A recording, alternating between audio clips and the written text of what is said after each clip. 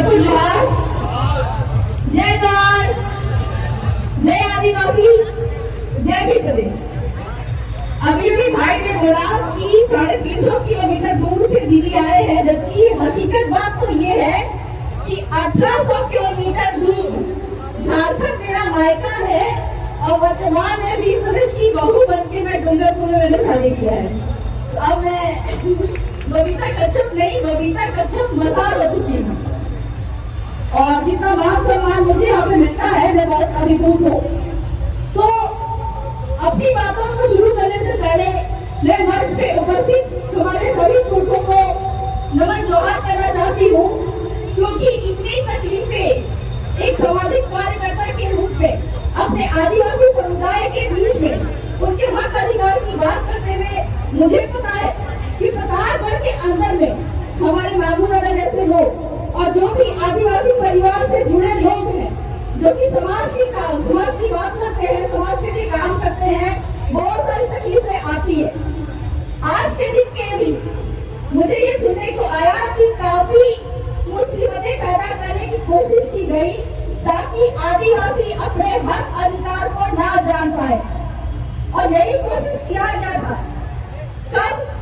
जब भारत देश से कुछ लोग सरकार के प्रतिनिधि मंडल जाके यूनाइटेड नेशन यानी कि संयुक्त राष्ट्र संघ में ये बात बोल के आए कि भारत में एक भी आदिवासी समुदाय नहीं है, यहाँ पे सभी यहाँ के आदिवासी हैं। जबकि सुप्रीम कोर्ट में ब्राह्मण जज जो है मामले काजू सर, उन्होंने ये बात कही 8 जनवरी 2011 के जजमेंट में कि जो ये भीलों पे जजमेंट आया था कि यहाँ के जो भारत देश के 8% आदिवासी है वही इस देश के असली मालिक है, मूल बीज है। लेकिन क्या कारण है कि आज भारत देश के असली मालिक मूल बीजों को ममता बनाने की कोशिश सरकारों के द्वारा की जा रही है, जिसका नतीजा आप देख ही रहे हैं। तो जैसा कि मैंने बताया कि संयुक्त राष्ट्र संघ में भारत के कुछ प्रतिनिधि जाके बोल के आए कि भारत देश में एक भी आदिवासी नहीं है। कारण ये है कि आदिवासियों के जल जंगल जमीन और खनिज पे पहला अधिकार यहाँ के आदिवासियों का होता है। पूरे देश में जहाँ जहाँ पे भी आदिवासी है, उस देश के पहले आदिवासी जो है यानी कि पहला मालिक जो है, पहला मूल भी जो है, उसका अधिकार उसके देश के सभी जल जंगल जमीन और खनिज पे होता है। और चूंकि हर राज्यों की सरकार, हर देश की सरकारों को ये मतलब लालच है कि आदिवासियों के पास उसके जमीन के अंदर में जो खनिज है उसको हम कम निकाले, जिसका कारण है कि आपका आजादी के पहले आदिवासियों के पास में 60% जमीन थी, अभी घट के 3% भी नहीं रह गई है। और मानवर्ती जो लड़ाई हुई थी 1507 आदिवासी जहाँ पे मरे थे, भील आदिवासी, कारण सिर्फ यही था कि उनको पता था कि आदिवासियों का अस्तित्व अगर है तो जल जंगल जमीन और खनिज से ही है। तो यही कारण है कि 9 अगस्त को पूरे देश के आदिवासी अपने अपने जगह पे इकट्ठा होके पूरे देश के ही नहीं विश्व को ये बात बनाते हैं, रीति रिवाज परंपरा के साथ में नाच गाना करके और पारंपरिक कपड़े पहन के ये बात बताते हैं कि भारत देश में भी आदिवासी है और यही यहाँ के असली मालिक है, जल जंगल जमीन के पहले हकदार हैं। अभी वर्तमान के समय में आपने सुना होगा कि बांसवाड़ा में परमाणु प्रोजेक्ट के नाम से वहाँ के आदिवासियों को विस्थापित किया जा रहा है। काफी सारी अत्याचार भी हो रही है। मतलब ऐसे तो ये बात जो है वो राजनीति नहीं है, लेकिन फिर भी आपको ये बात जानना पड़ेगा कि सामाजिक हो चाहे राजनीतिक व्यक्ति हो, हर व्यक्ति को राजनीति का शिकार होना पड़ता है। तो जैसे वहाँ पे बांसवाड़ा में जल जंगल जमीन लूटने के लिए और वहाँ पे परमाणु प्रोजेक्ट बिठाने के नाम पे वहाँ के मूल बीज भील आदिवासियों को विस्थापित करने की जो साजिश रची जा रही है, और उसका प्रभाव ये होगा कि आपके प्रतापगढ़ में भी वहाँ पे जो प्रोजेक्ट बैठा है परमाणु का रिएक्शन यहाँ तक आएगा, आपके बच्चे अपंग पैदा होंगे और यहाँ के पुरुष और महिलाएं भी अपंग और नपुंसक होंगी। और कारण इसका सिर्फ यही है क्योंकि सरकार जानती है एक भी आदिवासी अगर भारत देश में रहा तो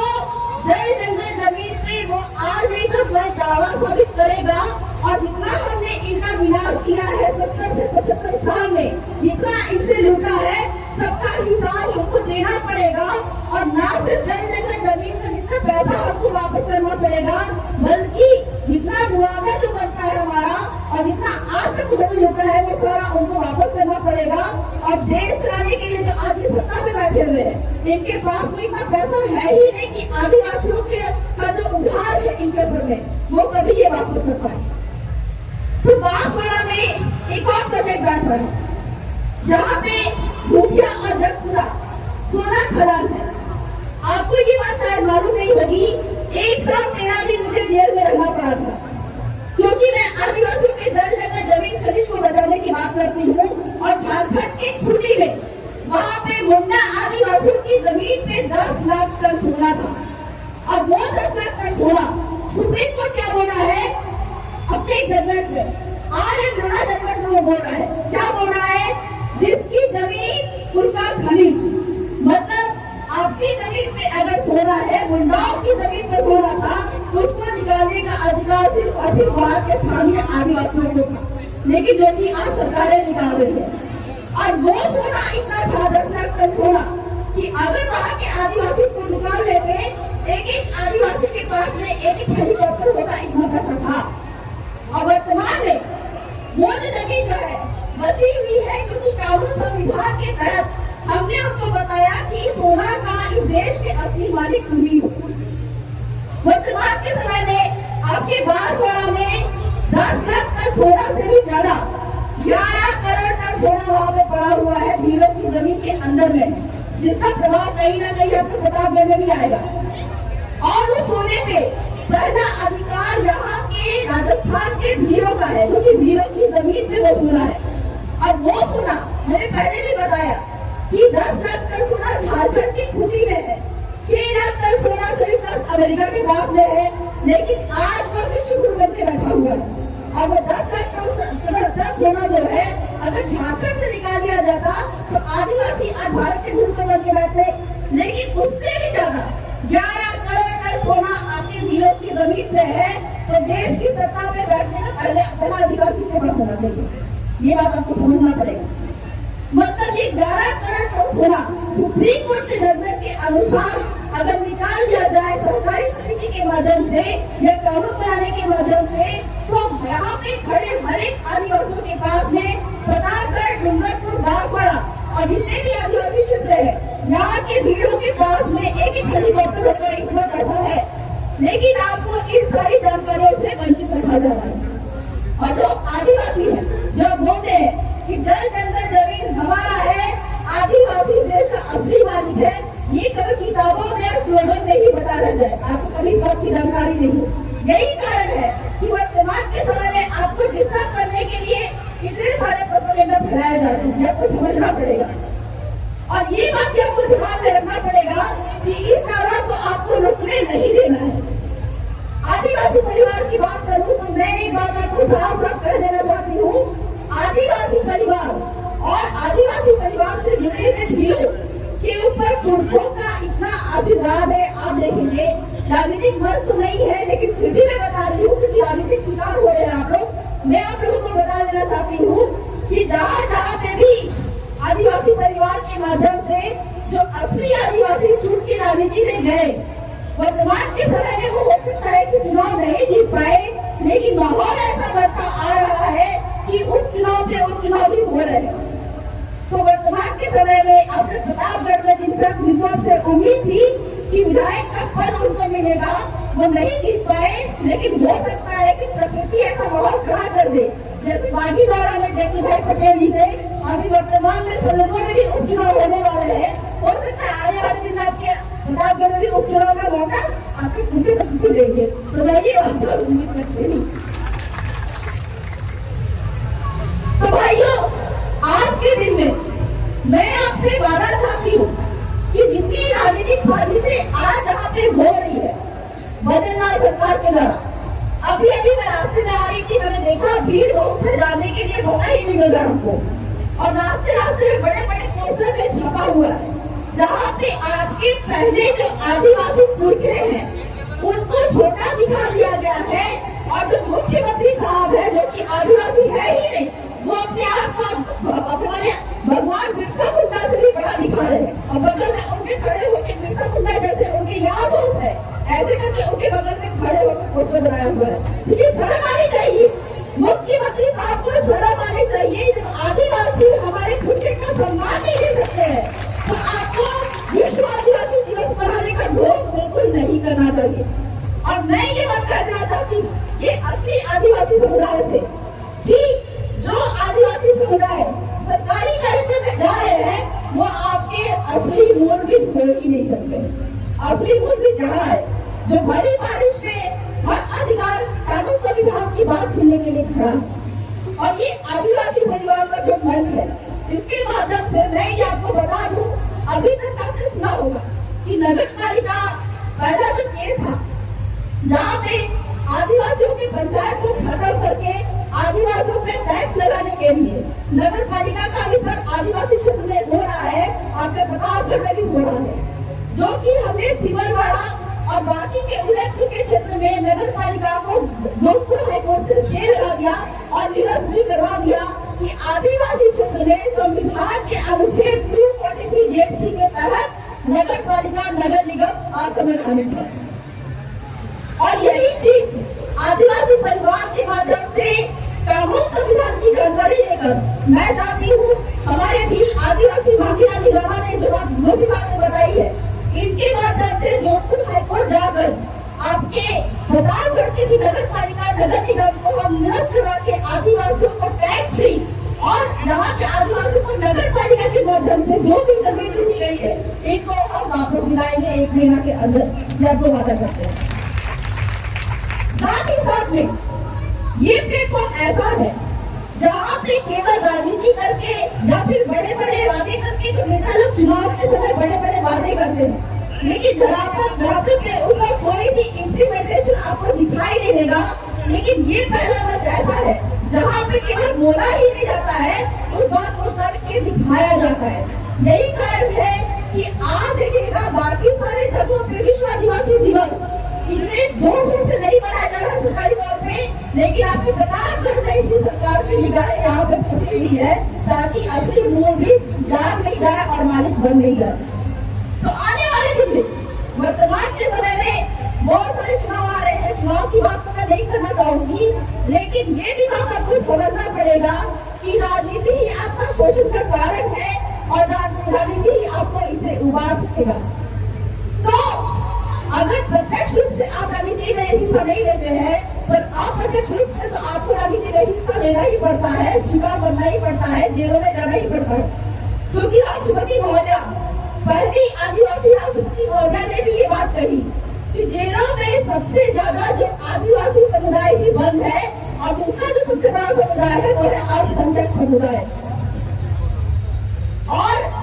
अभी आपके नेता मंत्री जो कि रिजर्व सीट से चुन के जाते हैं लेकिन वो कभी भी इस बात को वहाँ पे सांसद और विधान मंडल में नहीं बताते हैं कि जितने भी आदिवासी क्षेत्र में जो जेल में बंद लोग हैं वो भारत देश के असली मालिक से ज्यादा बंद है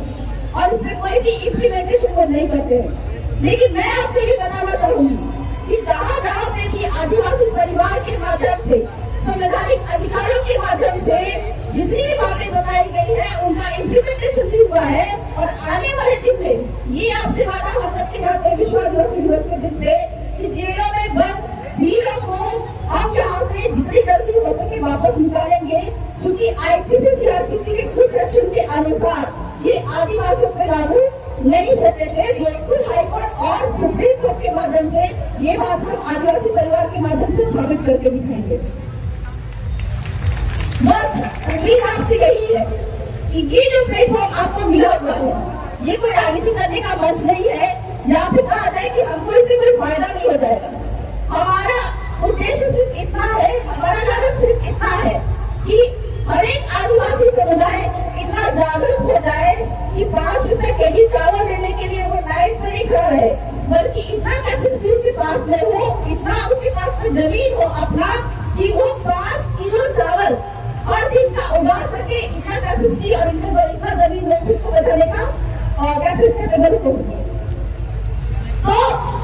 वर्तमान के समय में आप देखेंगे, जैसा कि मानू दादा ने अपनी बातों में बताया भी था कि छोटी सादरी और सुहागपुरा में वन विभाग बहुत ज्यादा तंग कर रहे हैं और हमारे आदिवासी मूल बीच की जमीन जो है, जो कि वन विभाग के क्षेत्र में पड़ती है, वहाँ पे उनको विस्थापित कर रहे हैं, उनको भगा रहे हैं। एक बात मैं आपको साफ साफ बता देना चाहती हूँ, जिस समय यहाँ पे कोई मुगल नहीं थे, कोई तुर्क नहीं थे, कोई पुर्तगाल नहीं थे, उस समय हमारे यहाँ पे असली आदिवासी हजारों साल पहले से हमारे बाप दादा रह रहे थे। कोई यहाँ पे एक भी किसी गैर आदिवासी का गुलाम नहीं था, लेकिन आजादी के बाद वो उनका गुलाम हो चुका है। और हम जो बात करते हैं वन विभाग की, हम जो बात करते हैं खाली पड़ी जमीन की, हम क्या बोलते हैं कि वन विभाग की है खाली पड़ी जमीन, सरकारी जमीन है। लेकिन आप मुझे ये बताइए, जिसमें यहाँ पे कोई नहीं था, आदिवासी थे, उसमें गांव हमारे बाप दादा ने बसाया, नदी देखा कि हमारे आने वाले 3 वर्ष है यहाँ से पानी पिएंगे, खाली पड़ी जगह जमीन देखी कि यहाँ पे उनके पशु चरेंगे। तो कुल मिला के पूरे गाँव के सीमाना के अंदर में आने वाले नदी, तालाब, पहाड़, जंगल पे हमारे बाप दादाओं का कब्जा था। आज 70 साल पहले आई हुई सरकार और 200 साल पहले भी आई हुई जो अंग्रेजी सरकार ये बोलती है कि खाली पड़ी जमीन हमारी है। पर मैं ये बात आपको बताना चाहती हूँ कि यहाँ पे जमीन मिलती है हर किसी को बाप के बाप के बाप के बाप से मिलती है। अगर खाली पड़ी जमीन, चरवाहा जमीन, सरकारी जमीन है, तो आप मुझे ये बताइए कि सरकार के बाप का नाम क्या है? हर किसी को जमीन मिलती है, बाप के बाप के बाप के बाप से मिलती है। अगर खाली पड़ी जमीन सरकारी जमीन है, सरकार के बाप का नाम भी तो कुछ होना चाहिए। आप पूछेगा, कभी नहीं बता पाएंगे। क्यों? क्योंकि सरकार का कोई बाप ही नहीं है। हर 5 साल में सरकार का बाप बदल जाता है। कभी भाजपा की सरकार होती है, कभी कांग्रेस की सरकार होती है, कोई भी एक बात नहीं है। तो ये बात आपको समझना पड़ेगा कि वो खाली पड़ी जमीन है, गांव का सीमाना के अंदर में नदी, तालाब, पहाड़ और जंगल, जहाँ पे वन विभाग कब्जा करके बोल रहा है कि ये हमारा है। आप मुझसे पूछिए कि अगर ये जमीन, ये जंगल तुम्हारा है तो तुम्हारे बाप का नाम दिखाओ, कभी नहीं दिखा पाएंगे, क्योंकि वो जमीन के बाप का कोई नाम है ही नहीं, वन विभाग के कोई बाप का नाम कोई नहीं है। और इस प्रकार से अगर हम जोधपुर हाईकोर्ट के माध्यम से, क्योंकि हम जानकारी का अभाव है हमारे पास में, हम कभी ये सवाल सरकार से नहीं करते हैं, हम कभी ये सवाल कलेक्टर महोदय से नहीं करते हैं, हम कभी ये सवाल वन विभाग से नहीं करते हैं, क्योंकि हम चुप रहते हैं। और जिस दिन हम ये सवाल कलेक्टर, राष्ट्रपति, राज्यपाल और वन विभाग से करने लगेंगे, वो बोलिया बिल्कुल छोड़ के अनुसूचित क्षेत्र से, बाधित क्षेत्र से आपको बना बस मान जाएगा। ये मैं वादा करती हूँ आपसे। और जहाँ जहाँ पे भी कलेक्टर महोदय को ये सारी जानकारियां बताई गई कि ये जल जंगल जमीन पे पहला अधिकार इस अनुच्छेद, संविधान के इस अनुच्छेद, इस कानून के तहत तुम्हारा कोई अधिकार यहाँ पे नहीं है। जब हमने उनको बताया और कोर्ट में भी उनको खड़ा किया, हाईकोर्ट में, सुप्रीम कोर्ट भी खड़ा किया, तो उन पे भी कहीं ना कहीं गलत तरीके से आदिवासी की जमीन केंद्र सरकार को, मोदी सरकार को, बजट सरकार को और कंपनी को देने के एवज में उन पर विदेश का केस लगा है, जो आपको बता रही हूँ। तो कलेक्टर महोदय और वन विभाग कभी भी ये नहीं समझे कि मैं ही भगवान हूँ, उन पे भी कानून संविधान लगता है और कानून संविधान ही ऐसी चीज है जो सबका बाप है, ये उनको समझना पड़ेगा। और उनसे भी बड़ा ये बात आपको समझना पड़ेगा कि आदिवासी सबका बाप है, इसलिए कोई भी केंद्र सरकार, कोई भी राज्य सरकार, कोई भी कंपनी और कोई भी कलेक्टर बिना आदिवासियों के ग्राम सभा के एक ही जमीन भी इनको नहीं दे सकती। इसलिए कहा गया है सुप्रीम कोर्ट में, न लोकसभा न विधानसभा, सबसे ऊंची ग्राम सभा, क्योंकि भूमि अधिग्रहण कानून 2013 में ये बात साफ साफ लिखी हुई है कि बिना आदिवासियों की ग्राम सभा की कोई भी जमीन मोदी सरकार को, बजट सरकार को और कंपनी को नहीं दी जाएगी। और इस कारण से मैं ये बात आपके इस मंच के माध्यम से बांसवाड़ा के परमाणु प्रोजेक्ट के जो विस्थापित लोग हैं, जो पीड़ित लोग हैं, उनको भी बताना चाह रही हूँ, क्योंकि वहाँ पे भी जो सरकारों ने जमीन लिया है, वहाँ पे ग्राम सभा उठा के उन्होंने उनसे पूछा ही नहीं है। और इस वजह से हाईकोर्ट अगर हम जाएंगे तो बांसवाड़ा में अभी जो मोदी जी आ रहे हैं वहाँ पे शिलान्यास करने के लिए, उनको भी वापस लौटना पड़ेगा। लेकिन हमारी गलती है कि हम भी कभी भी हाईकोर्ट सुप्रीम कोर्ट तक नहीं जाते। तो बहुत ज्यादा नहीं बोलूंगी, काफी से हम लोग परेशान हो रहे हैं। बहुत सारे बोलने के लिए तो बहुत सारी बातें हैं, जानकारियां हैं, लेकिन चूंकि समय अभाव है और काफी लंबा समय भी हो चुका है, तो मैं इतना ही कहकर आपकी बातों को विराम कर देती हूँ। और साथ ही साथ ये कहना चाहती हूँ कि आज के दिन में आपको प्रण लेने की जरूरत है दो बातों की। एक तो सबसे पहली बात, कोर्ट कचहरी आप नहीं चाहिएगा। गांव का मामला, भाई बहनों का मामला आपस में ही निपटेगा, क्योंकि हमारे में क्या दिक्कत है, हमारे बीच में ये दिक्कत है, एक की जमीन भी मेरा भाई ले ले और मुसलमान नहीं निकाल देंगे, लेकिन सरकार कोई कंपनी अगर जमीन ले तो हमको बोलने का अवकाश नहीं है, जबकि लेने की पहचान नहीं है। ये बात आपको समझना पड़ेगा। तो कभी भी ऐसे मामले होते हैं गांव के अंदर में, तो गांव में ही निपटारा करना है, कोर्ट कचहरी जाने की आपको जरूरत नहीं है। और दूसरी बात यह है कि आज के दिन में प्रण लीजिए कि कानून संविधान की जानकारी आप लीजिएगा, क्योंकि इस कानून संविधान की जानकारी की वजह से केवल आपको कलेक्टर ही नहीं बल्कि केंद्र सरकार और राज्य सरकार भी आदिवासियों से करता है, क्योंकि यहाँ के असली मालिक वही है। तो बहुत बहुत जवाहर, जय आदिवासी, जय वीर प्रदेश।